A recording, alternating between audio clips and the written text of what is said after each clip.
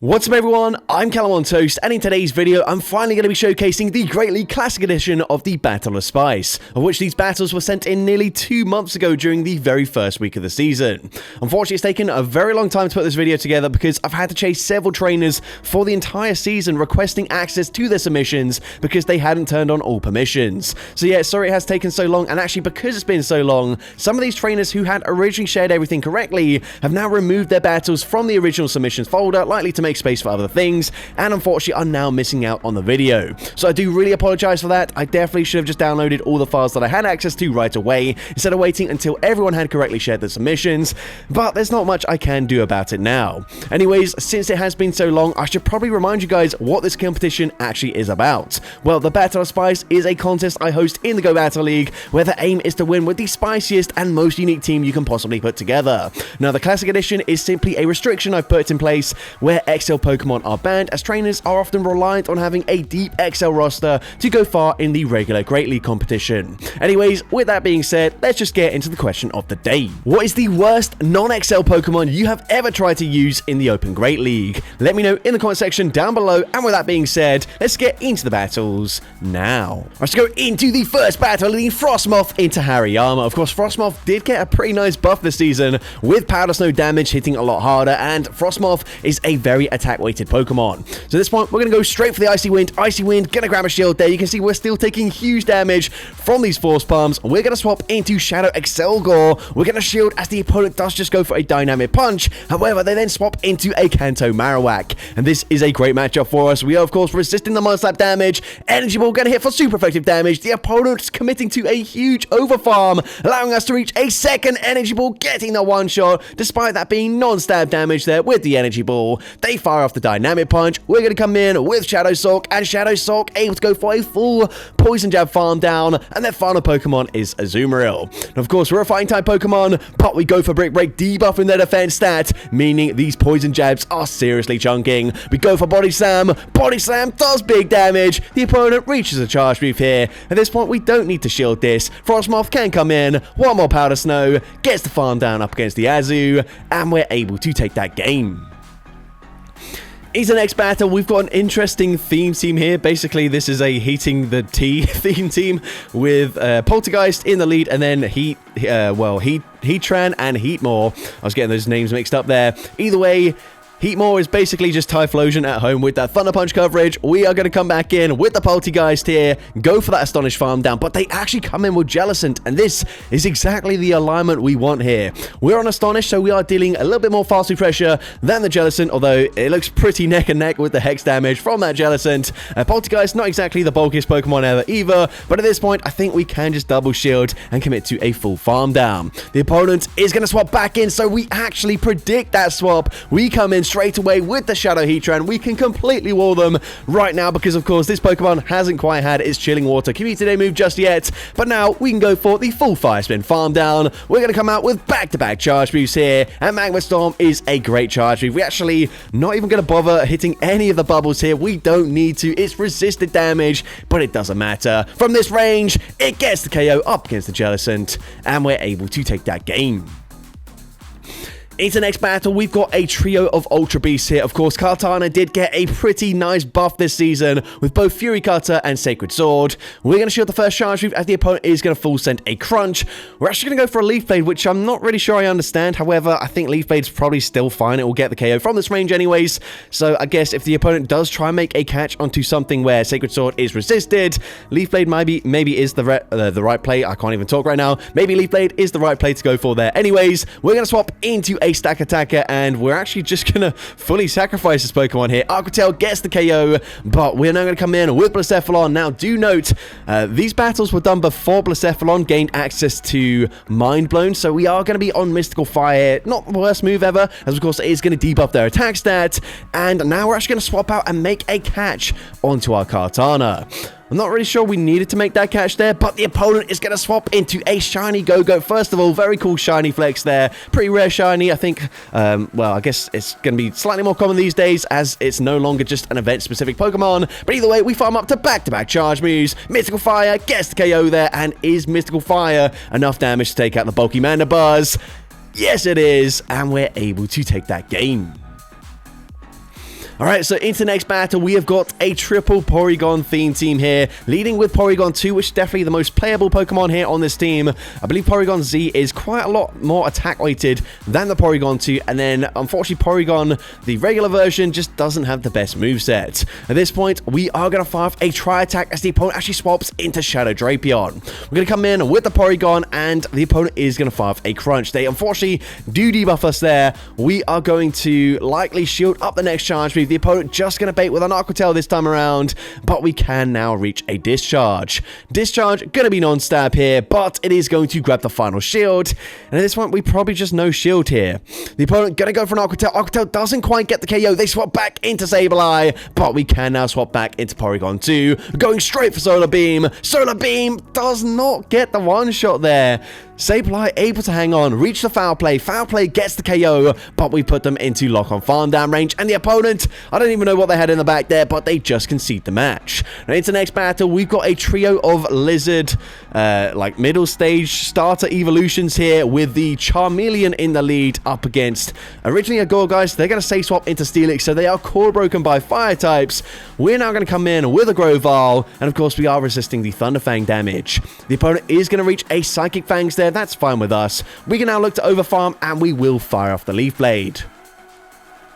Leaf Blade is going to get the KO from that range. If they come back in with the Gourgeist, we do have coverage here with the Aerial Ace, so going straight for it here. Aerial Ace is going to be no shielded. We could have reached a Leaf Blade there and maybe grabbed a shield, but we opt not to throw a Charge Move at all there, which is kind of strange. But either way, we're going to come back in with the Charmeleon, going to go straight for a Fire Punch. Fire Punch is going to grab a shield, and now we're going to match shields here. The opponent is going to full send that Shadow Ball. They're staying in. They then swap into a Magcargo, but we've got Drizzle here, and of course these water guns absolutely shredding through their HP. Double super effective. Rock Tomb gonna debuff our attack stats, but it doesn't matter, we still get the perfect farm down anyways. They come back in with the Gourgeist. We go for an extra couple of water guns, fire off the Water Pulse, but we've already got the Flamethrower loaded. Flamethrower gonna be overkill, but it takes out the Gourgeist, and we're able to take that game. Into the next battle, we've got a trio of shiny Shadow Pokemon here. You love to see it. And actually, Shadow Apom was one of the Pokemon that someone suggested in a recent question of the day as one of the most forgettable Shadow Pokemon available. And certainly, Shadow Ambipom, not the best Pokemon ever. However, we've got Hyper Beam. And Hyper Beam is not respected. It gets the full-on one-shot up against the Altaria. And we even reach a departing Low Sweep. Low Sweep, an awful charge move, but it ends up grabbing a shield anyways. So at this point, we're actually in a decent position here. Of course, they do still have a huge core breaker to our team in the form of that Unova Stunfisk, but we do have play. The opponent swaps out. We're going to swap. We're going to make a catch. Have we caught the Mud Bomb? Yes, we have. Really nice play there. Able to catch the resisted charge move, whereas, of course, Discharge is going to hit for super effective damage. At this point, we're going to have to shield this. We're now going to look to overfarm, and I think we can probably just settle for Rock Slide. If they end up shielding this, and they try and commit to a full farm down, we might actually reach another charge move, and we do exactly that. So Rock Slide is resisted, but it gets the KO from that range. We're going to swap out straight away, and we're able to reach a Dark Pulse just in the nick of time. Dark Pulse doesn't KO, but it's a CMP tie. Actually, don't really know how that was a CMP tie, but either way, one Dragon Breath gets the farm down, and we're able to take that game. Into the next battle, pretty spicy opponent here, running the Fire Oricorio. Honestly, like, we're still taking huge damage from these air slashes, whilst doing super effective damage with the water guns. They swap into Togedemaru. We're quite slow to swap out here, so instead, we actually just go straight for a Shadow Ball, grab a shield, and now we come in with our Delphox. We can probably just shield once here, and if they go for a Wild Charge, they're probably going to debuff themselves and not reach another charge move. They actually full sent a Gyro Ball there, and either way, we still get that farm down. Then I'm going to come in with a Malamar. We can go and full send the Blast Burn. Blast Burn is going to grab the final shield. They swap out. They're trying to catch a charge move, basically just allowing us to reach another Blast Burn. So Blast Burn, we're actually going to undercharge this just so that our Believer can actually see some play in this battle. They go for a superpower. I guess maybe just not running foul play. Otherwise, I guess they would have just stayed in and thrown it earlier. But either way, we're able to take them out there and take that game. Into the next battle, we're going to see Amoongus in the lead. We've got a triple mushroom theme team here. Unfortunately, Clodsire is one of the worst things we could see with this team, other than like a fire or flying type Pokemon. But this is kind of where we want to see it, because poison is only neutral in this matchup, whereas it's double super effective up against the Shiinotic, and it is also super effective into the Parasect. So at this point, we're going to go for Foul Play there. Foul Play, unfortunately, non-stab. Same as the fast move here with Astonish, though not really dealing that much damage here, but we are still kind of pacing the same with this Clodsire in terms of our damage output. We go for another Foul Play. Foul Play just barely doesn't quite put them into farm down range, but I think we just no shield here. Stone Edge gets the KO, but we can come in and Fury Cutter farm down with Parasect.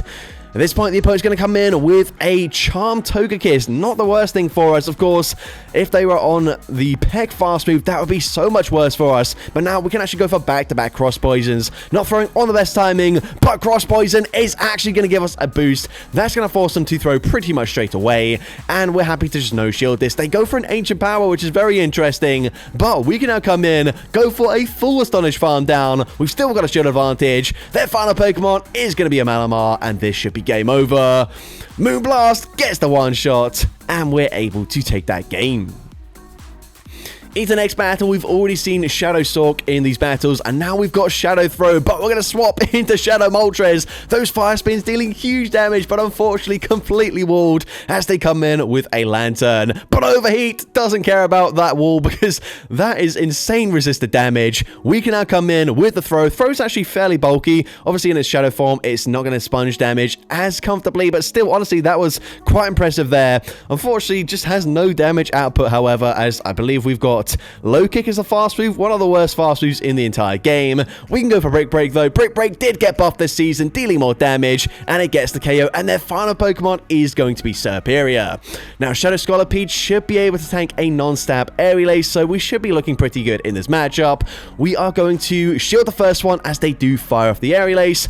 But yeah, we should be fine here. We should actually just barely outpace them to 3 charge moves before they get to 3 of their own. And you're going to see Aerial Ace doesn't quite get the KO there. And we will just narrowly get to 2 more X-Scissors. First one grabs the final shield, and we can reach a third X-Scissor.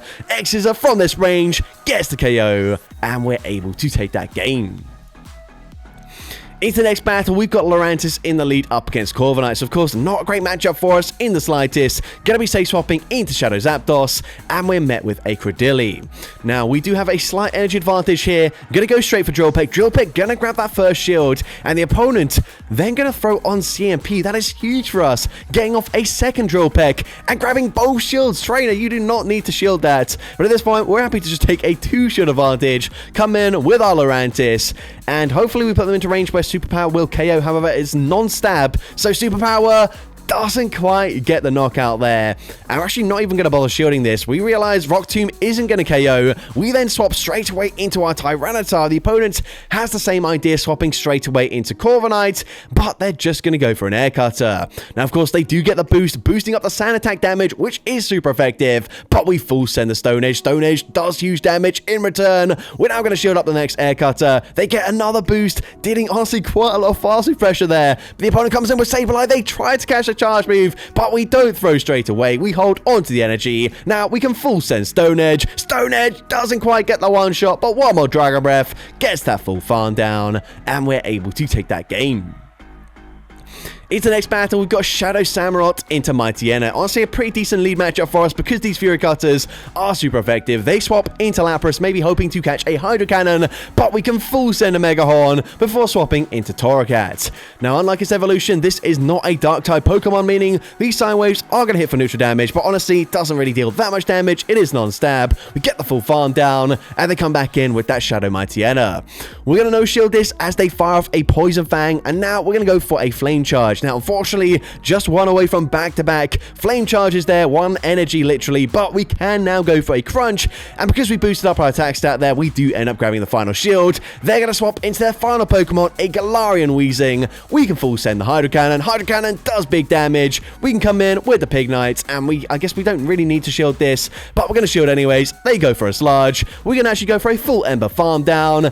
We can go for a Charge Move here. We can very comfortably tank a Poison Fang from this range. And of course, Flame Charge. We don't have to hit any bubbles. Flame Charge will be enough to take out the Shadow Mightyena. And we're able to take that game. Now going into final battle, and we led with a Shadow Xatu. We then swapped into our Sharpedo straight away. Honestly, I don't really know why we swapped out there. That was a fine matchup, and we would have been swapping into Galarian Weezing, which would have been quite bad for us. So not really sure about that swap, but the opponent ends up swapping at the same time anyways, so we do get quite fortunate there. Now we maintain alignment here. We should, well, I guess maybe if they've got Brutal Swing, then it's going to be quite tricky for us. So we actually come in with our Maldo instead. Gonna reach a Cross Poison here. Cross Poison gonna hit for neutral damage, and we end up getting the attack boost. That is huge for us as they swap into their final Pokemon, a Venusaur. Cross Poison does big damage. We can snipe with the peck damage from Shadow Xatu. At this point, we are going to no shield this. Overheat gets the one shot there, and at this point, we are now going to have to shield this, but I think we might be able to commit to a full double resisted Fury Cutter farm down. We commit to the farm down, we get that farm down, and we're able to take that game. So that's going to be it for today's video. If you did enjoy it, please make sure you leave a like, leave a comment letting me know, and as well, don't forget to respond to the question of the day if you haven't done so already. And if you want to see more content like this in the future, make sure you hit that subscribe button and turn on post notifications. That way you'll be notified whenever I upload a new video. Now if you want to take your support to the next level, you can become a channel member with perks including early access to new videos, shoutouts at the end of each video, custom loyalty badges, and custom emojis to use in the comments of every video. I want to say a massive thank you to everyone that has become a channel member already. Your support is greatly appreciated. And with that being said, thank you so much for watching today's video, and I hope you have a great rest of your day.